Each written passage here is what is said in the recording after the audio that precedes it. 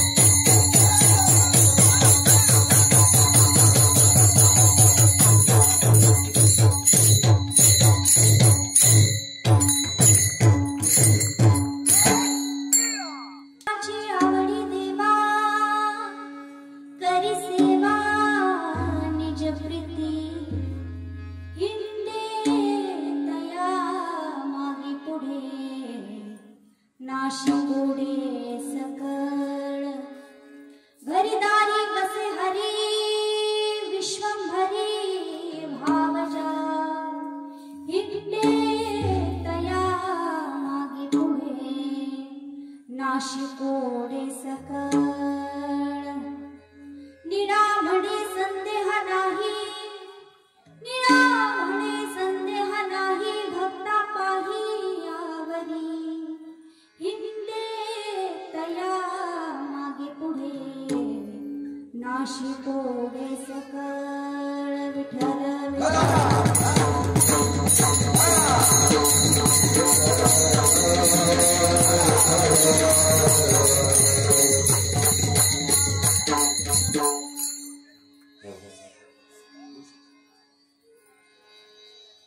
समचरण सरोजम सान्द्रनीला बुदाहं जगदनीतपारं मण्डनं मण्डनाना तरुण तुलसी बाला कंदरं कंजनेत्रं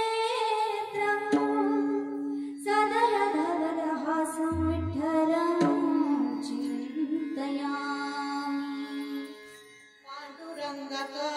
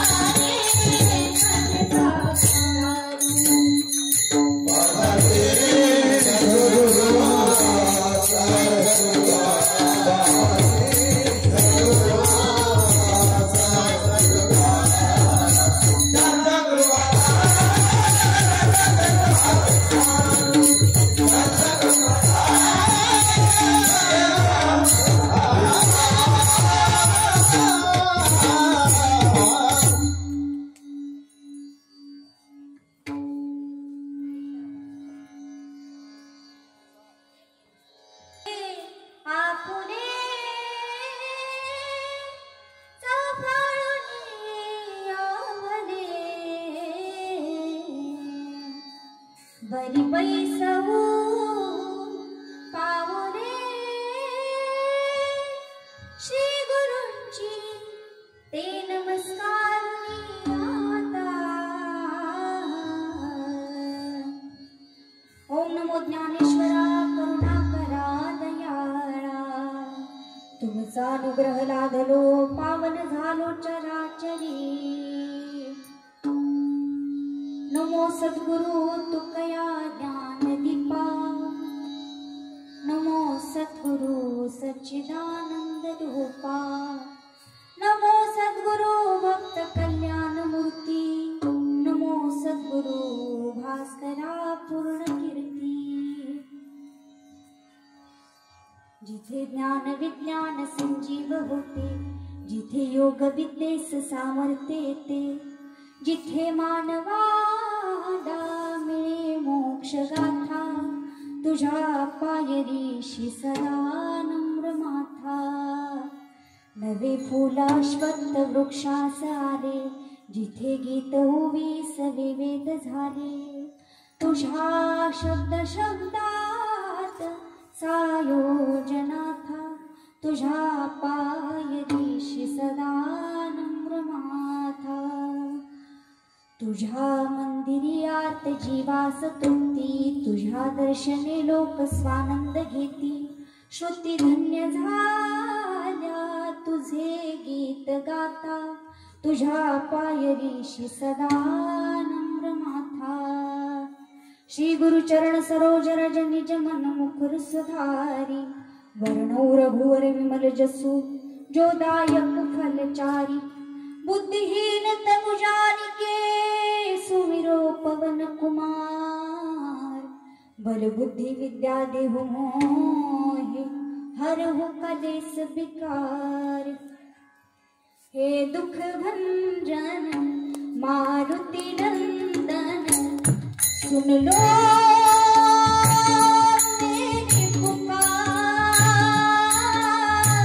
सुन लो मेरी पुकार. पवन सुत विनती बारंबार,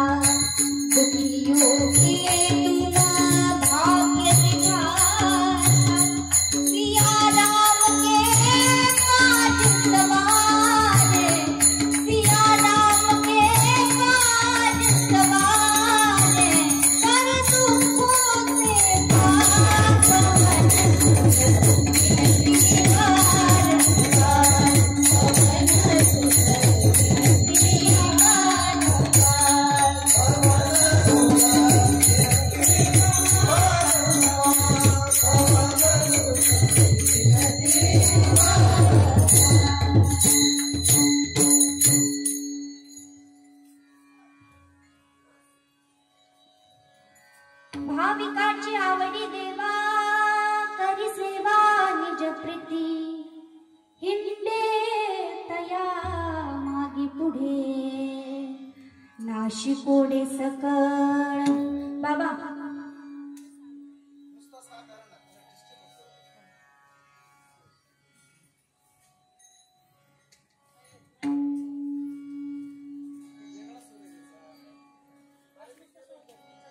सेवा निज प्रीती, हिंडे तया मागे पुढे, नाशिकोडे सकळ.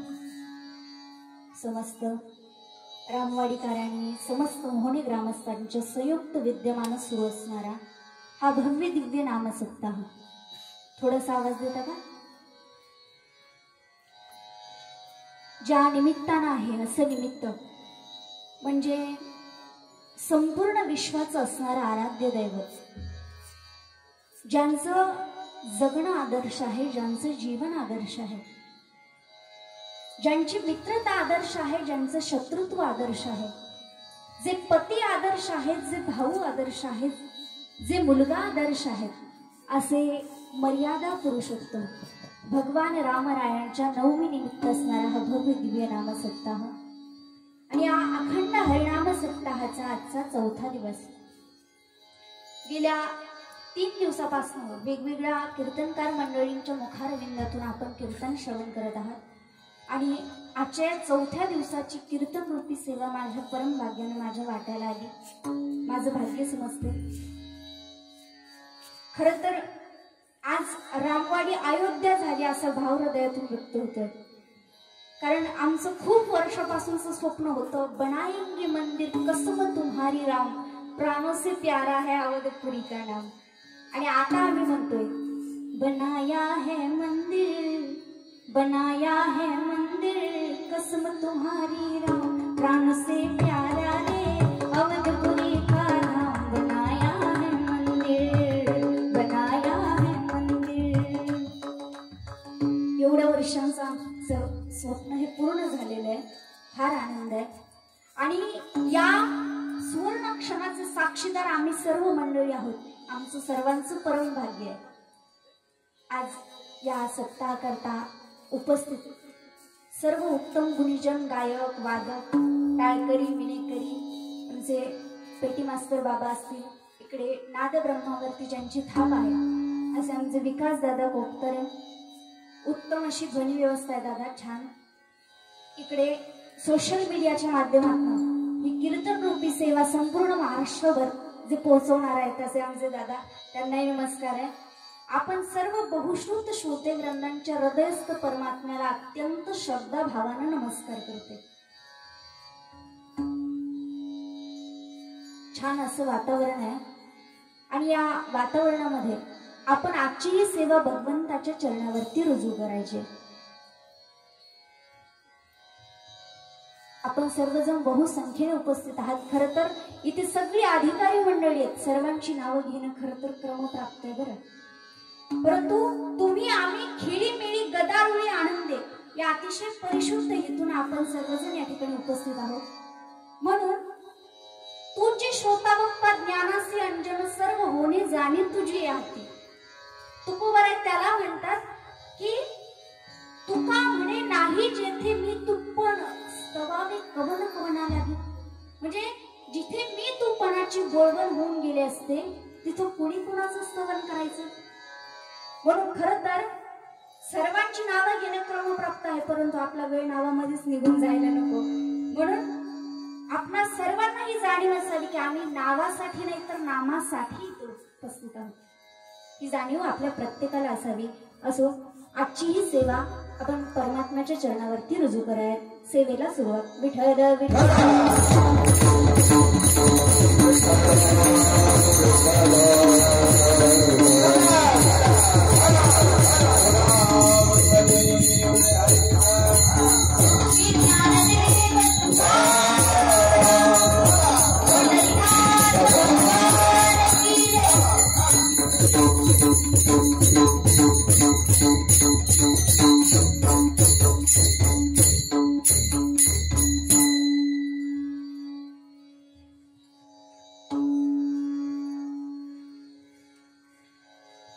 आपण सर्वजण बहुसंख्येने उपस्थित आहात.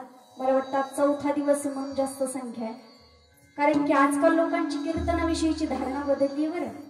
म्हणजे 2 तास भरपूर मनोरंजन झालं, 2 तास हसायला मिळालं म्हणजे कीर्तन छान असं लोकांना वाटतं आजकाल. परंतु अशी जर धारणा असेल तर तुमचा गैरसमज दूर करते की कीर्तन म्हणजे मनोरंजन नाही बरं, आत्मरंजन आहे. This is not time pass, this is life pass. कीर्तन मनोरंजन नाहीये, कीर्तन आत्मरंजन आहे. म्हणून आपुलिया सुख स्वार्था केलीच करावी हरिकथा, हरिकथे विन सर्वता राहूच नये. आमचे संत मंडळी सांगतात की समाधीचे सुख सांडा ओवाळून ऐसा या कीर्तनी ब्रह्मरस.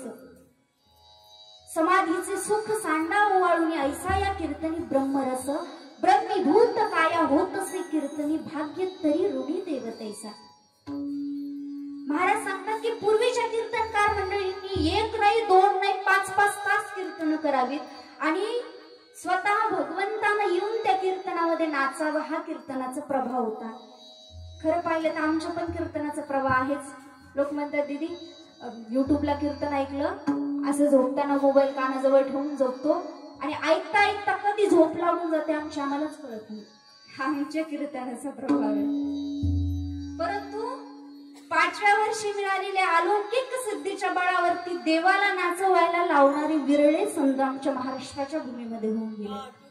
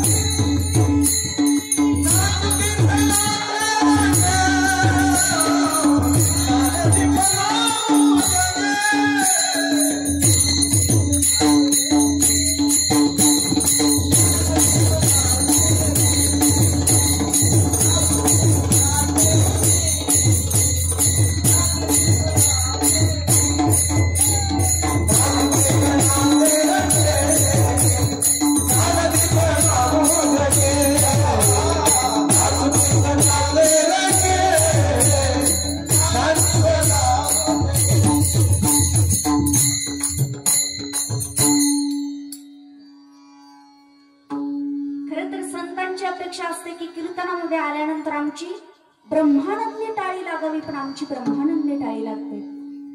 आणि वाळवंटामध्ये जो खेळ रंगला होता तो खरा खेळ होता आणि खरी ब्रह्मानंदी टाळी ती होती. काय खेळ रंगला होता?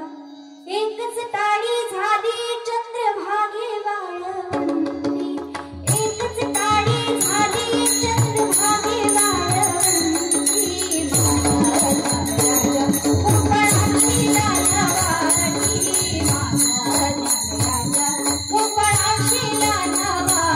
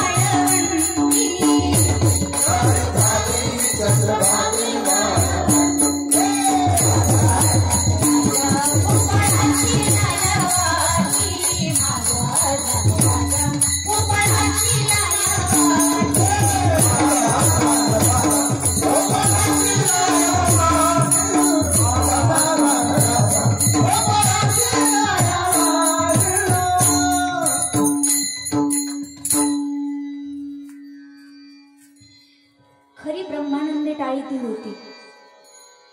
कारण आमच्या संतांची भक्ती म्हणजे अंतरीचे धावे स्वभावी बाहेरी या न्यायानं होती. आणि तीच भक्ती तुमच्या आमच्याकडून घडावी हा एक संतांचा त्या ठिकाणी संतांची हीच अपेक्षा आहे की ही भक्ती तुमच्या आमच्याकडून घडावी.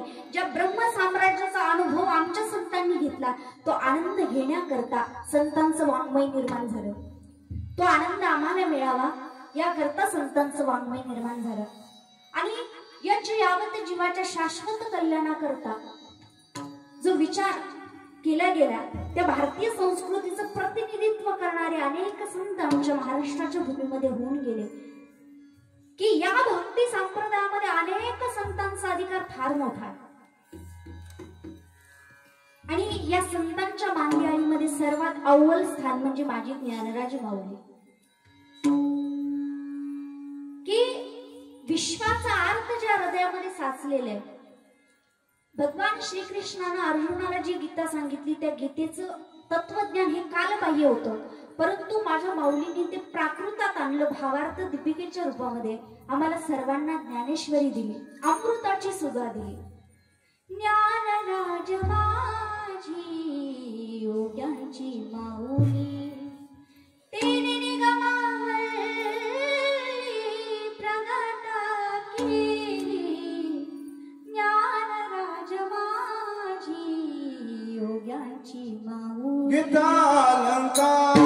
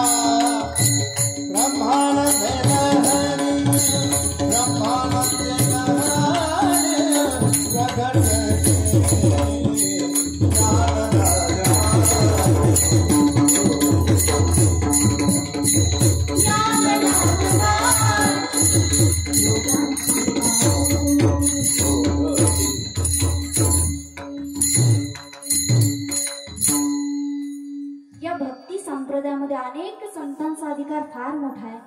मग संत ज्ञानोबराय असतील, संत तुकोबराय असतील, संत एकनाथ महाराज असतील, संत नामदेव महाराज असतील, संत चोखोबराय असतील, संत सावता बाबा असतील, ही सर्व संत मंडळी. आणि या संतांच्या मांदी आळीमध्ये सर्वात शेवटचे संत जे होऊन गेले ते म्हणजे संत शिरोमणी निळोबाराय. आजचा जो अभंग सेवेकरता मी निवडलेला आहे तो संत शिरोमणी निळोबारायांचा आहे. निळोबाराय हे वारकरी संप्रदायातील शेवटचे संत आहेत. म्हणजे वारकरी संप्रदायामध्ये त्यांच्यानंतर दुसरे संत झाले नाहीत. झाले असतील तरी त्यांनी अभंग लिहिले नाहीत, आणि अभंग लिहिले असतील तरी ते कीर्तनामध्ये घेतले जात नाहीत. असे शेवटचे संत वारकरी संप्रदायाचे संत शिरोमणी निळोबाराय. त्यांचा 4 चरणाचा असा अतिशय सोपा सुटसुटीत आणि या विश्वातल्या देवाची आवड सांगणारा अभंग आहे. विठ्ठल विठ्ठल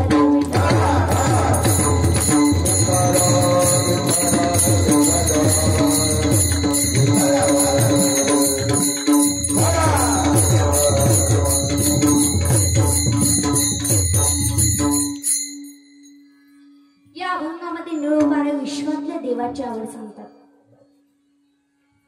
काय आवडतं प्रभू रामांना पहा. खर तर प्रभू रामचंद्रांच्या अवताराची 5 कारणं गोस्वामींनी सांगितलेली आहेत, पण त्यातली 2 महत्वाची कारण आहेत. देवाचा अवतार कशा करता असतो?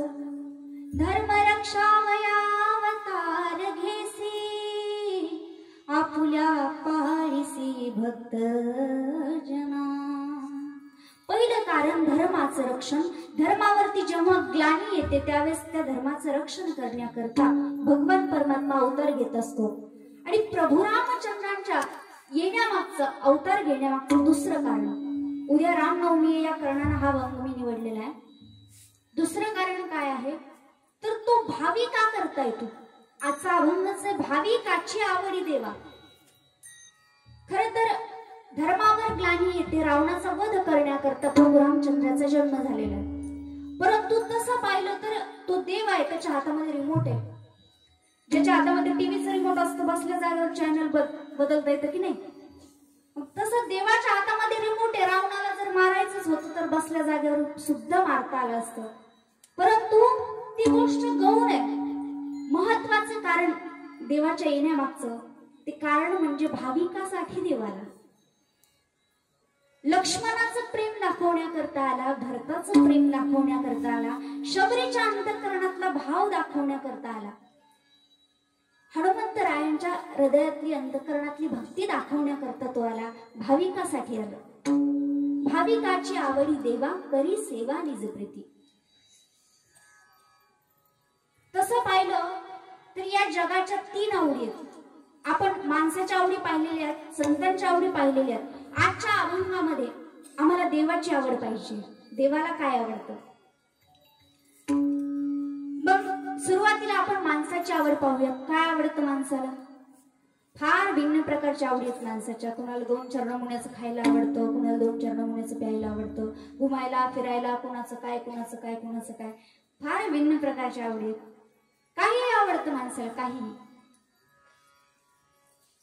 मुंबई से आया मेरा दोस्त, दोस्त को सलाम करो, दिन भर खाओ पिओ, रात को आराम करो. खायला प्यायला काय जे असेल ते खूप काही आवडी आहेत माणसाच्या.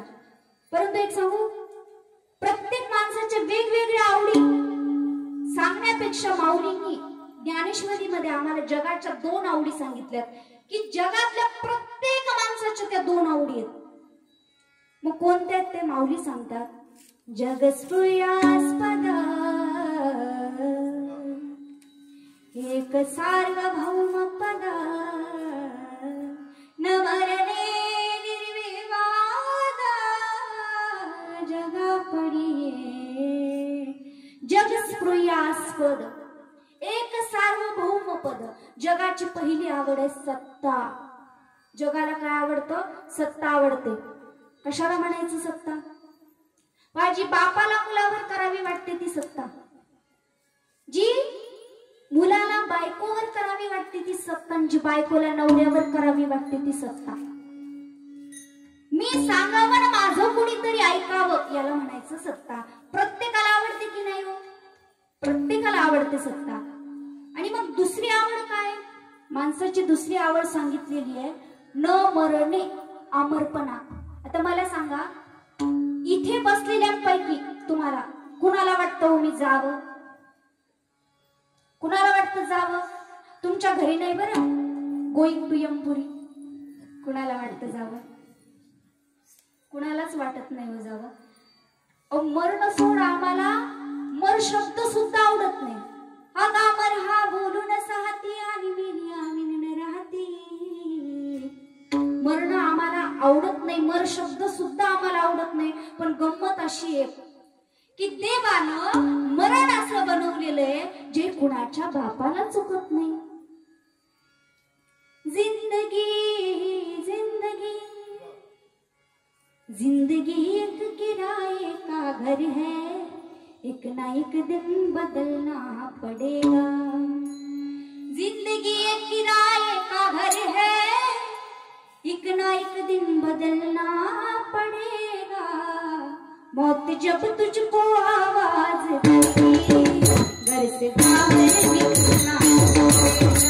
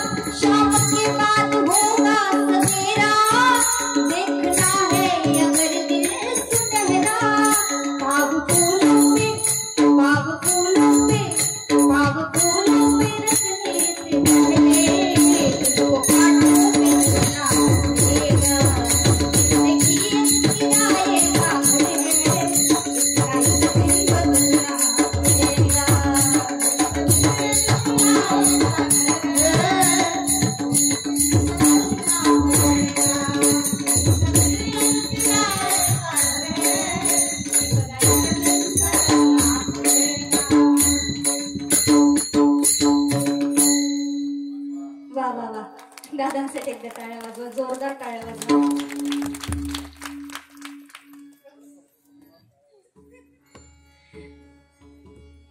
जिंदगी जिंदगी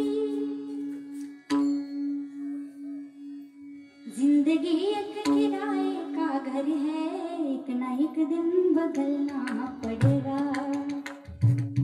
एकदा जावंच लागतं. आमच्या संत मंडळींनी सुद्धा सांगितलंय, शरीराची हो यमाती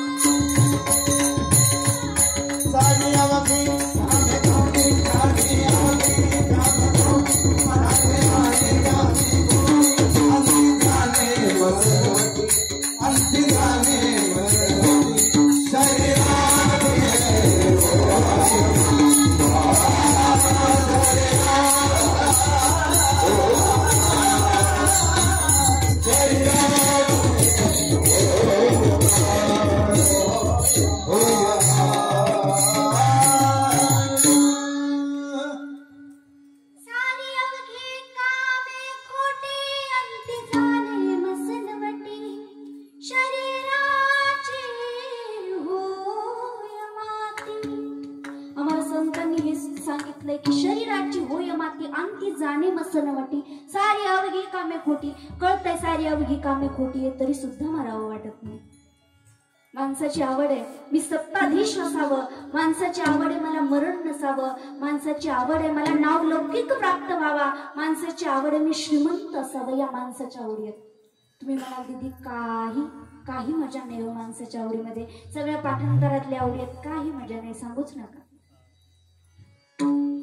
या जगामध्ये दोन आवडी महत्वाच्या आहेत. एक संतांना काय आवडतं ते आम्ही कळून घ्यावं, आणि एक देवाला काय आवडतं ते आम्ही कळून घ्यावं. मग माणसाची आवड तुम्हाला कळाली, संतांची आवड काय? पहा, ज्ञानोबारायांपासून देवळोबारायांपर्यंतच्या प्रत्येक संतांना जर तुम्ही विचारलं तर तुमची आवड काय, तर संत सांगतील जग सुखी व्हावं. जग सुखी व्हावं ही संतांची आवड आहे. आमचा शेजारी सुखी व्हावा एवढी सुद्धा तुमची आमची आवड नाही. शेजाऱ्याचं सोडा, रक्ताचा सख्खा भाऊ सुखी व्हावा एवढी सुद्धा तुमची आमची आवड नाही बरं. परंतु जग सुखी व्हावं ही संतांची आवड आहे. संत सांगतात जग सुखी व्हावं, आणि एका धर्माचा नाही, एका जातीचा विचार नाही, अवघाचे संसार सुखाचा करेल. पहा, आळंदीला जर कधी गेला तर माऊलींच्या समाधीला कान लावा. खरे भाविक जर तुम्ही असाल ना, खरे साधक जर असाल तर माऊली आतून सांगतील किंबहुना सर्व सुखी पूर्ण होणी तिन्ही लोकी, भजी जो आदि पुरकी अखंडित. संत सांगतात जग सुखी व्हावं. संतांची आवडे जग सुखी व्हावं, संतांची आवडे जगानं सुख लुटलं पाहिजे, संतांची आवडे जगानं आनंद लुटला पाहिजे, संतांची आवड आहे जगानं ज्ञानेश्वरी वाचली पाहिजे, संतांची आवड आहे जगानं भक्ती केली पाहिजे, संतांची आवड आहे जगानं एका मंडपात एकत्रित आलं पाहिजे, ही संतांची आवड आहे. मग आता दीदी आम्हाला माणसाची आवड कळाली, आम्हाला संतांची आवड कळाली. मग ज्या देवाची आराधना आम्ही करतो, ज्या प्रभू रामचंद्राची उपासना आम्ही करतो, त्या प्रभू रामचंद्राची आवड नेमकी काय हो? भाविकाची आवडी देवा, भाविकाची आवडी देवा.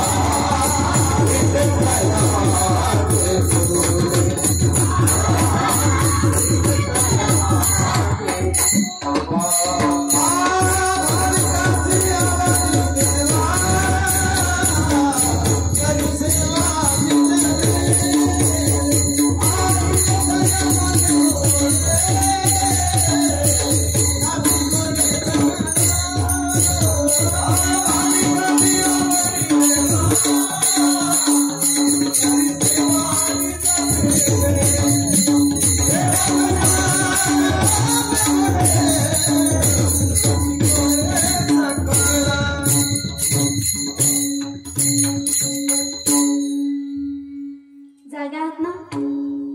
आहात पण आहात ना? वाक्य एकच आहे, अर्थ वेगळा आहे बरं का. आहात पण आहात ना, इथली मनाची उपस्थिती महत्वाची आहे बरं.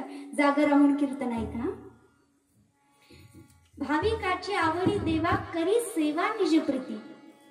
पहिल्या चरणामध्ये आपण प्रवेश केलेला आहे. आम्हाला माणसाची आवड कळाली, आम्हाला संतांची आवड कळाली.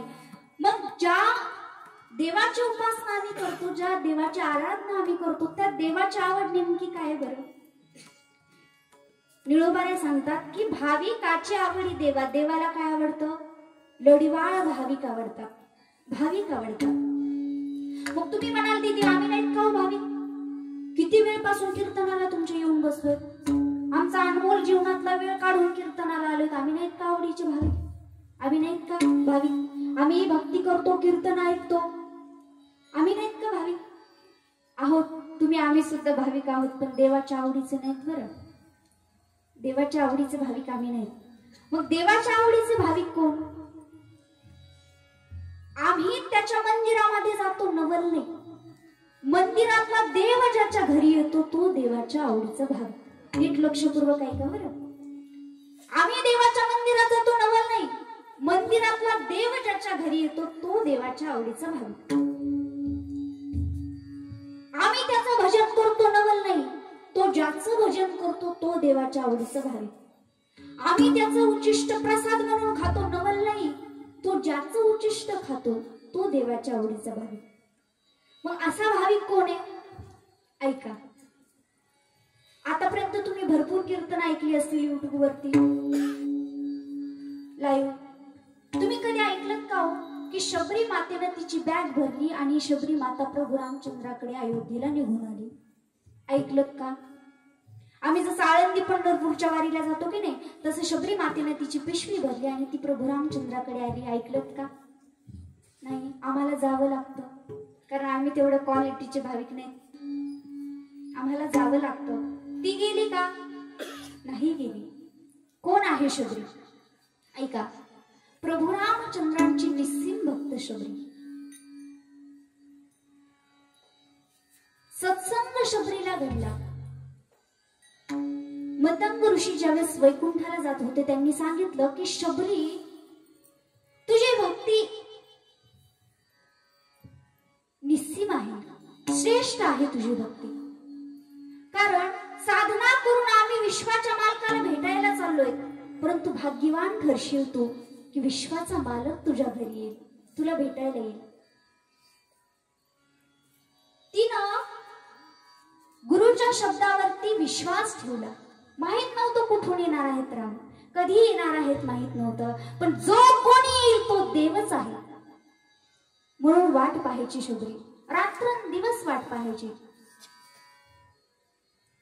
सकाळी उठलं की स्वतःच्या केसांनी तिने सगळा परिसर झाडून घ्यावा. मिळतील ते फुलं आणावीत, फुलांच्या रांगोळ्या काढाव्यात, मिळतील ते फळं आणून ठेवावीत आणि दिवसभर निढळावरती हात ठेवून वाट पाहावी की माझे राम येतील, आज माझे राम नक्की येतील. परंतु वाट पाहत असताना ज्या दिवशी प्रभू रामचंद्र आले नाहीत की रात्री तिनं आपलं स्वतःचं डोकं बडवून घ्यावं. आज तरी वाटलं होतं माझे राम येतील, परंतु नाही आले. तिचं आयुष्य वाट पाहण्यात गेलं आणि वाट पाहणं ही तिची साधना ठरली आहे का? एवढी वाट पाहिली तिनं, एवढी वाट पाहिली, सगळं जीवन तिचं वाट पाहण्यात निघून गेलं आणि शेवटी प्रभू रामचंद्र तिच्या भेटीला आले. ऐका ना, ती म्हणायची आज माझे राम येतील, मला खात्री आहे आज माझे राम येतील. मेरे झोपड़ी के भागा जाग जाएंगे राम आएंगे, ओ मेरे झोपड़ी के भागा जाग जाएंगे राम आएंगे, मेरे झोपड़ी के भागा जाग जाएंगे राम आएंगे, मेरे झोपड़ी के भागा जाग जाएंगे राम आएंगे, वो राम आएंगे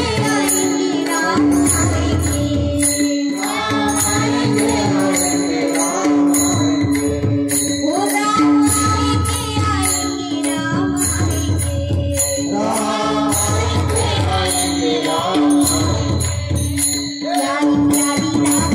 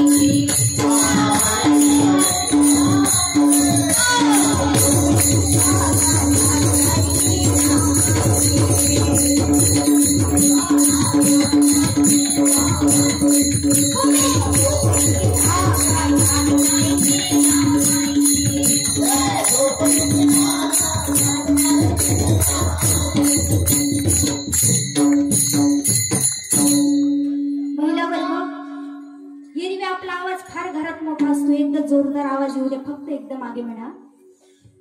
ओ मेरी झोपड़ी के भागा जाग जाएंगे राम आएंगे. मोठा आवाज घरात जसा मोठा असतो तसा. ओ मेरी झोपड़ी के भागा जाग जाएंगे राम आएंगे.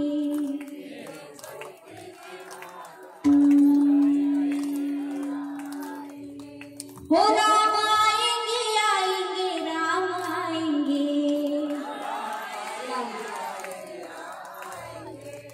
राम आएंगे आएंगे राम आएंगे.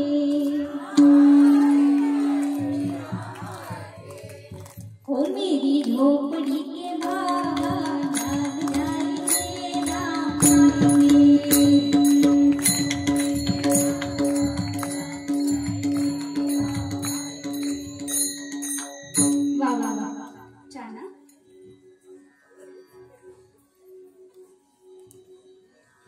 तिचं वाट पाहणं तिची साधना ठरली आणि प्रभू रामचंद्र तिला भेटायला आले बर का. किती तयारी करून ठेवावी तिनं, किती भाव आहे तिच्या हृदयामध्ये. ऐका, भाविक कोण असतं खरं तुम्हाला कळेल बर का. ती म्हणते, विनवीत शबरी रघुराया ते तुझ साठी जमविली मी बोरे. भागला भुकेला असशील जरी तू देवा, तुझ साठी जमविला मी राणचा राणमेवा. फार सुंदर रामायणातली पद आहेत. एवढी वाट पाहावी तिनं, बोरं आणून ठेवावी. आणि ज्यावेळेस प्रभू आले ना, काहीच सुचत नव्हतं. या प्रभू इकडून या, असे या असे या. एवढी वाट पाहिली. धन्य झालं तिचं जीवन, धन्य झालं ज्यावेळेस प्रभू राम आले. तिच्या वाट पाहण्याचं आता सार्थक झालं.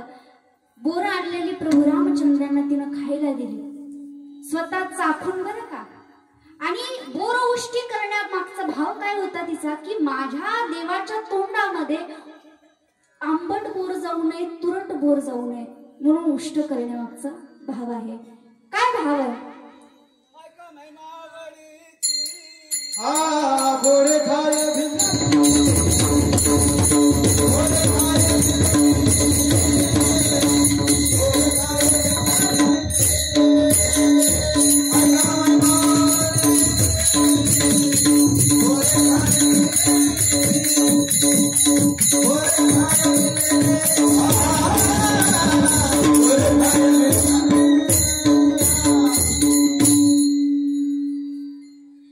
एवढी वाट पाहिली आणि उष्टी बोर भगवंताला द्यायला लागली. त्यावेळेस लक्ष्मणजी म्हणतात, देवा ओ या बोरांना पक्ष्यांना चोच तर मारलेली नाही ना.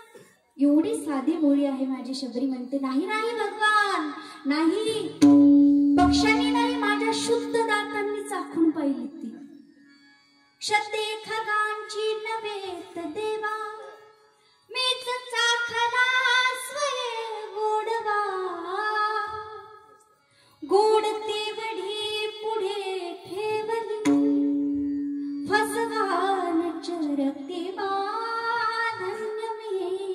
शबरे श्रीरामा धन्य मे शबरे श्रीरामा. काय भक्ती आहे तुझी. ती म्हणते देवा आता माझ्या जीवनामध्ये काही होणं राहिलं नाही. ऐका ना देवा, ज्ञान भक्ती कर्म आणि वैराग्य ही 4 फाल लावलेली नांगर आणि या नांगरानं माझ्या अंतःकरणातली जमीन अशी सुपीक करून ठेवलेली आहे. तिथे आता हृदय हा फुले चौफाळून या भले बरी बैसवू पाऊले श्री गुरूंची तिथे तुम्हाला स्थापन करायचंय हृदयाच्या सिंहासनावरती. आणि देवा ऐका, आता माझ्या जीवनामध्ये काही होणं राहिलं नाही. तुमची भेट झाली, माझ्या जन्माचं सार्थक.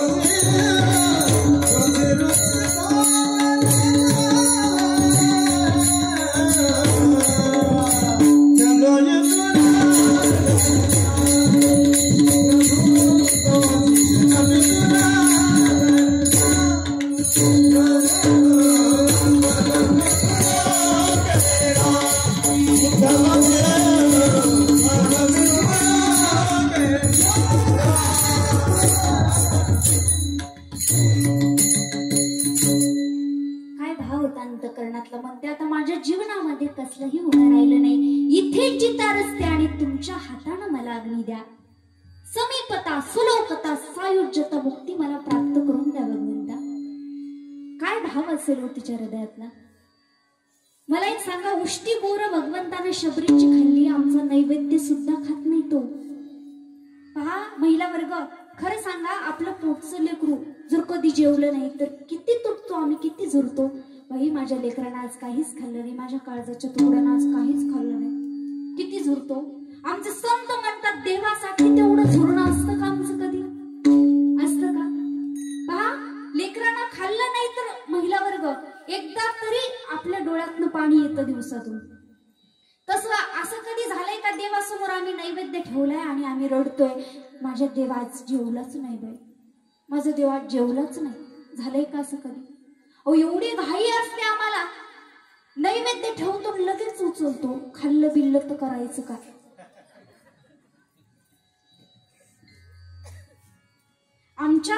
आमच्यामध्ये त्याच्यासाठी रडणार कुणी नाही, त्याला बोलवणार कुणी नाही. तो तिष्ठ तो भाई 28 युगांपासून आर्त झालेला आहे, तो भावाचा भुकेला आहे. आणि एक सांगू का, आम्ही भाविक का नाहीत, भाविक का नाहीत आम्ही, कारण आमचं खात नाही यातच तो आमची आब राखून आहे. बरं आमचं खात नाही यातच तो आमची आब राखून आहे. कारण त्यानं जर खाल्लं तर मग अनंत हस्ते कमलावराने देता किती घेशील दो कराणे, मग नील जेव्हा तू क्या कराणे किती रक्षिसी मग दो कराणे.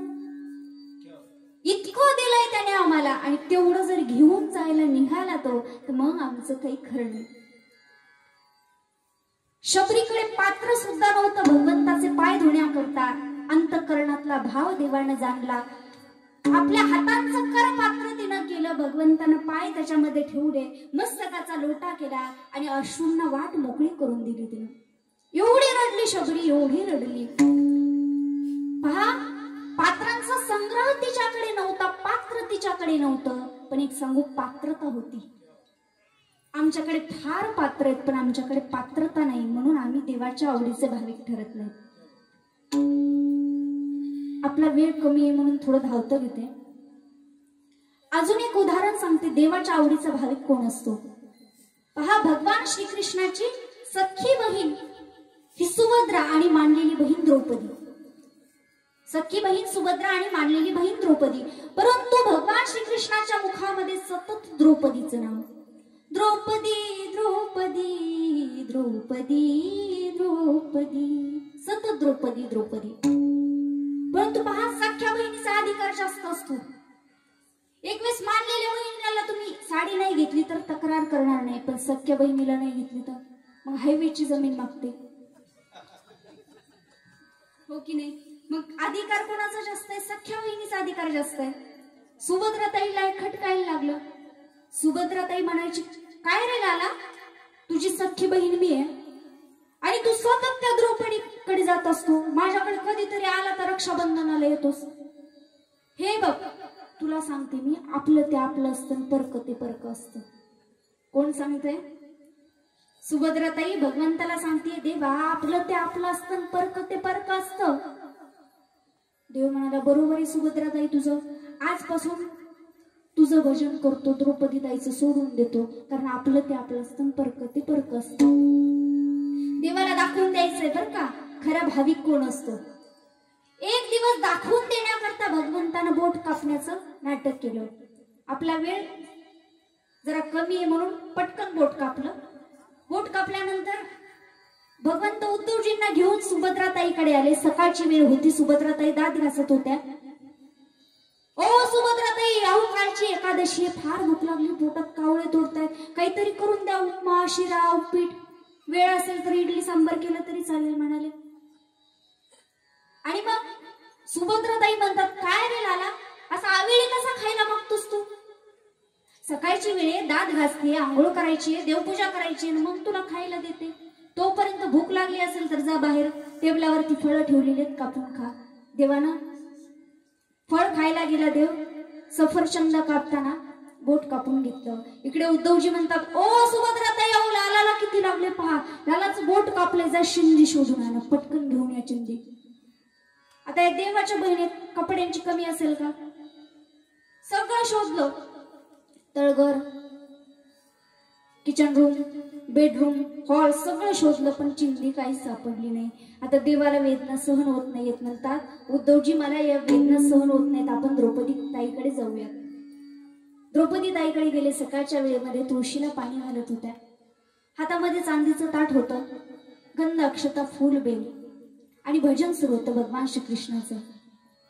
मेरो राधा रमन गिरिधारी, गिरिधारी श्याम बनवारी, मेरो राधा रमन गिरिधारी, गिरिधारी श्याम बनवारी, मेरो राधा रमन गिरिधारी, गिरिधारी श्याम बनवारी. हरे राम हरे कृष्णा, हरे राम हरे कृष्णा,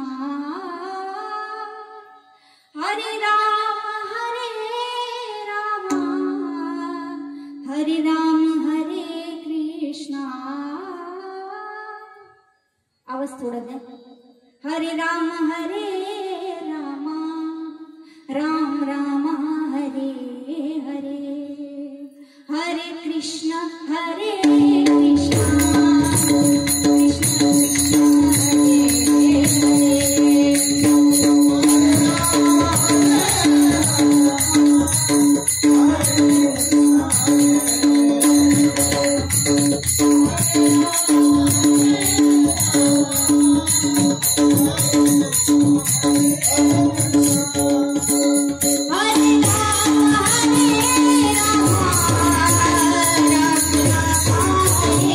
हरे.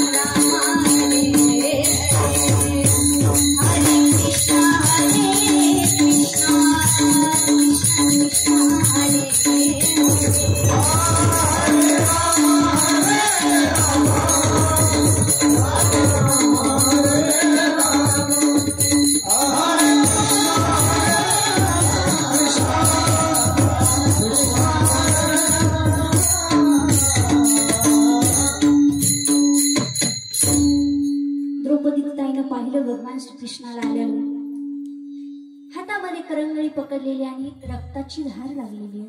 द्रौपदीताईनं पाहिलं, हातामधलं ताट पटकन खाली पडलं.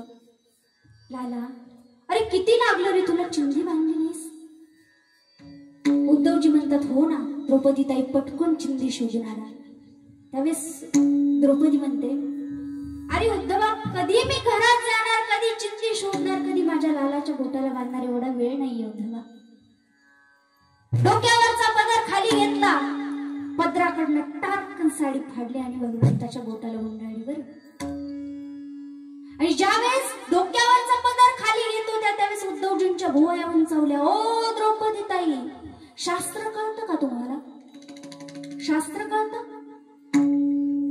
ओ सौभाग्यवती स्त्रीनं डोक्यावरचा पदर कधी खाली येऊ द्यायचा नसतो. आता तुम्हाला सांगते, ज्यांचे खाली आहेत त्यांनी घ्या पटकन.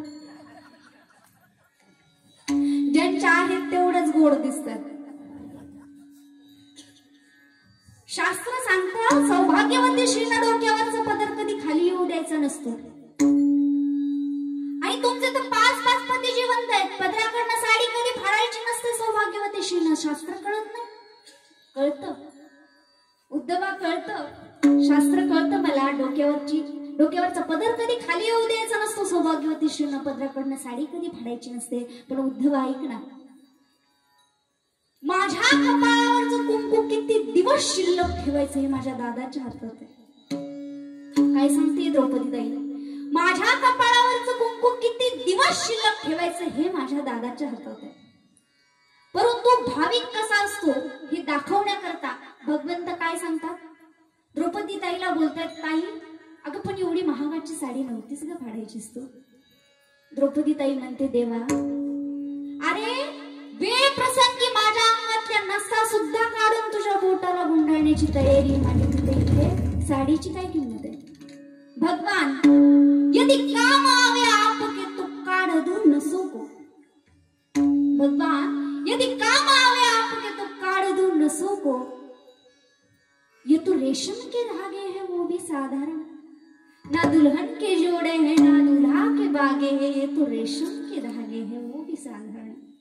काय शब्द आहेत पाहतचे.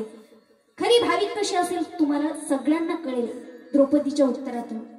भगवंत म्हणतात, नाही ताई एवढी महागाची साडी नव्हतीच फाडायची तू. अरे लाला, मी साडी फाडलीच कुठे? मी साडी फाडलीच नाही. माझ्या साडीतले धागे आपोआप तुझ्या बोटाला गुंडाळले गेले. जे माझ्याकडे राहिले ते अभागी ठरले, जे तुझ्याकडे गेले ते भाग्यवान ठरले. एवढ्या एका हिंदी साहित्यिक संतांनी याचं वर्णन खूप सुंदर केलेले. बाजारात धावतं सांगते ते संत सांगतात, द्रौपदी भगवान से कह रही है. काय सांगते ऐका, खरी भाविक कशी असते तुम्हाला कळेल. ते संत सांगतात, द्रौपदी भगवान से कह रही है, भगवान मैंने नहीं फाड़ा चीर, भगवान मैंने नहीं फाड़ा चीर, पीर देख कर अधीर हो. पीर यानी प्रियतम भगवान श्री कृष्ण. भगवान मैंने नहीं फाड़ा चीर, पीर देख कर अधीर हो. धागे ही स्वयं नाथ वो चीर छोड़ भागे है. वो धागे हैं अभागे जो बढ़े नहीं आगे, भाग उन्हीं के जागे जो उंगली पे लागे. किती सुंदर वर्णन आहे पहा. कशी असते भाविक तुम्हाला कळेल. कसलाच विचार तिने केले नाही, स्वतःच्या कुंकवाचा विचार केला नाही, स्वतःचा विचार केला नाही. डोक्यावरचा पदर खाली घेतला आणि टारकन पदराकडनं साडी फाडली, भगवंताच्या बोटाला गुंडाळली. पण ऐका ना, जो देवाच्या आवडीचा भाविक असतो ना त्याच्याकरता काही करण्याची देवाची तयारी असते. करी सेवा निज प्रीती. ज्यावेळेस त्या द्रौपदीवरती संकट आलं, कौरवांचा प्लॅन होता द्रौपदीचं वस्त्रहरण करण्याचा. दुःशासनानं साडीला हात घातला. इकडून दुःशासन साडी ओढायचा, तिकडून भगवान साडी पुरवायचा. इकडून दुःशासन साडी ओढायचा, तिकडून भगवान साडी पुरवायचा. एवढ्या साड्या पुरवल्या देवानं, एवढ्या साड्या पुरवल्या की सगळा समाज विचार करायला लागला, साडी बिच नारी है या नारी बिच साडी है. साडी ही नारी है या नारी ही साडी है. वाह बाबा, छान.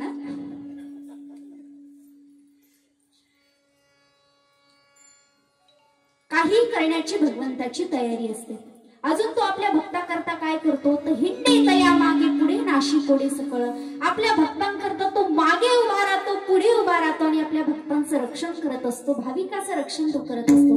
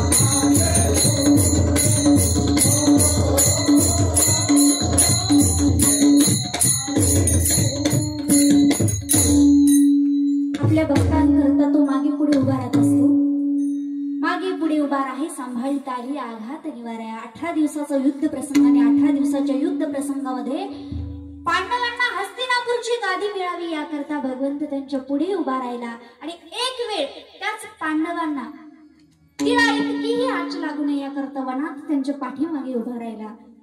आपल्या भक्तांकरता तो फक्त आपल्या भक्तांची सेवा करत नाही तर त्यांच्या मागे पुढे उभा राहून त्यांचा सांभाळ करत असतो.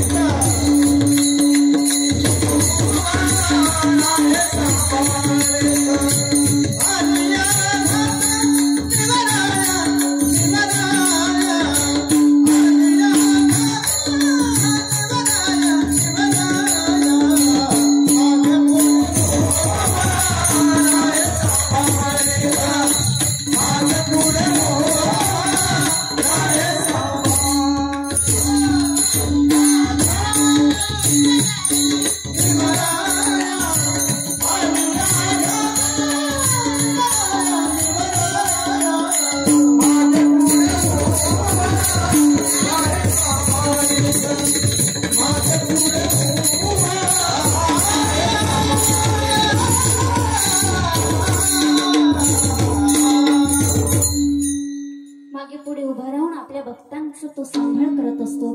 देवाला फक्त भाविकाची आवड नाही, देव त्यांची सेवा प्रीतीनं करत असतो, प्रेमानं करत असतो. त्यांच्या मागे पुढे उभा राहून त्यांचा सांभाळ करत असतो. अजून तो भक्ताकरता काय करतो? घरी दारी वसे हरी विश्वंभरी भावजा. घरी राहतो, दारी राहतो, पण कुणाच्या? ज्याचा विश्वंभरावरती भाव आहे त्याच्याच घरी तो राहतो. बरं, ज्याचा विश्वाचं भरण पोषण करणाऱ्या भगवंतावरती भाव आहे त्याच्याच घरी तो राहत असतो. घरी दारी वसे हरी विश्वंभरी भावजा. शेवटी निळोबाराय म्हणतात की निळामणी संदेह नाही भक्ता पाही यावरी. आपल्या भक्तांवरती सतत त्याचं लक्ष असतं. निळामणी संदेह नाही भाविकाची आवडी देवा. देवाला भाविक आवडतात. निळोबाराय म्हणतात त्यात काहीच शंका नाही.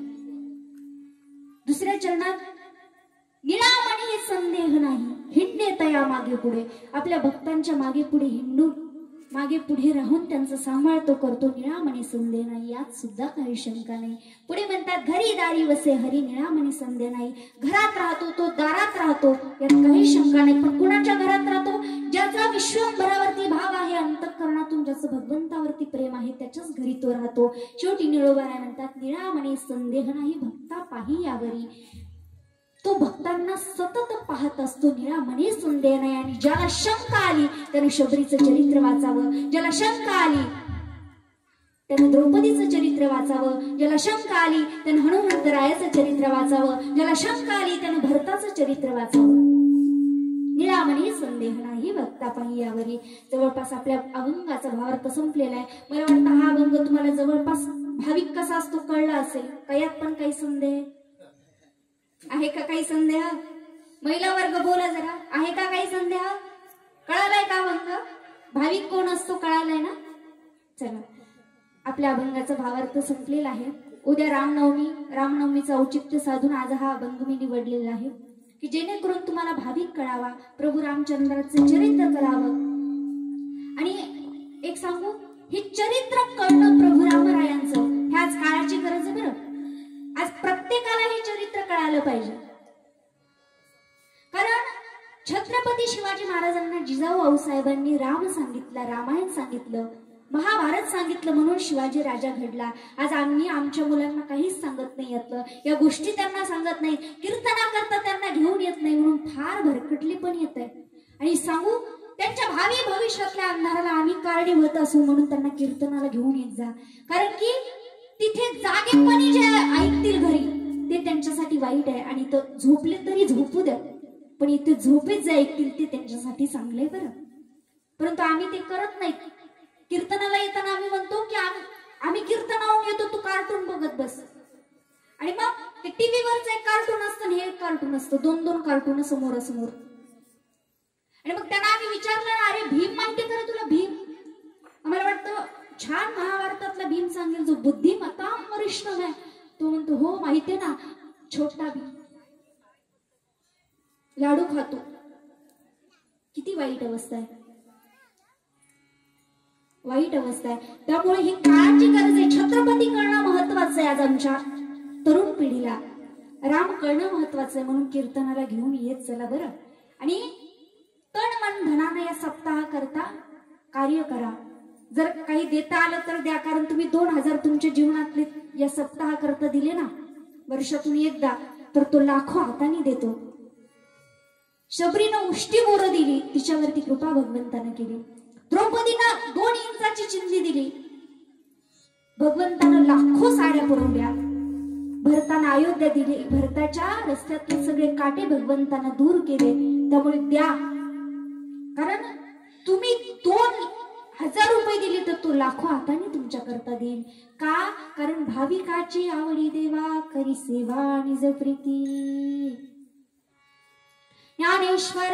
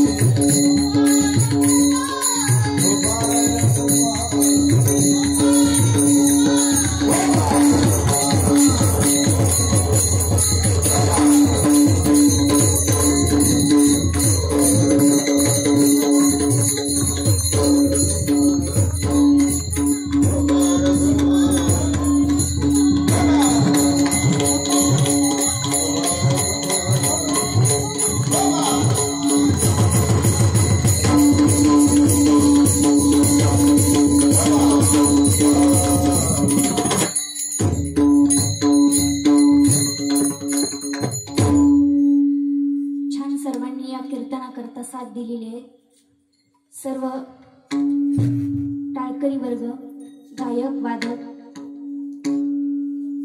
आपण सर्व बहुश्रुत आणि अधिकारी श्रोतवर्ग सर्वांनी छान बसून कीर्तन ऐकलं. कारण कीर्तनामध्ये आम्ही प्रपंचातल्या सगळ्या कटकटी, सगळे व्यापताप विसरून इथे यायचं असतं. म्हणून सर्वांनी छान अगदी शांत रीतीमध्ये कीर्तन ऐकलं. त्याबद्दल सर्वांचे मनापासून आभार व्यक्त करते. आणि आजची ही झालेली सेवा भगवंताच्या चरणावरती मी रुजू करते, समर्पित करते. ज्ञानेश्वर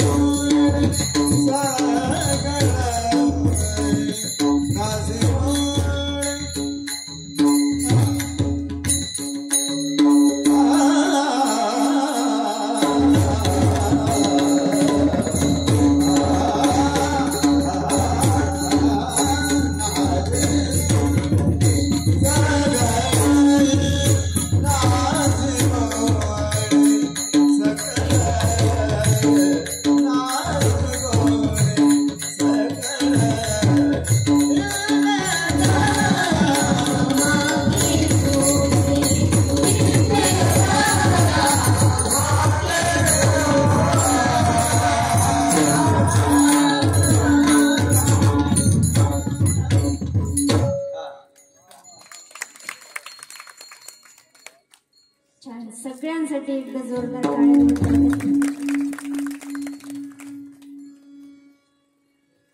असो झालेली सेवा भगवंताच्या चरणावरती समर्पित करते. विठाला जय जय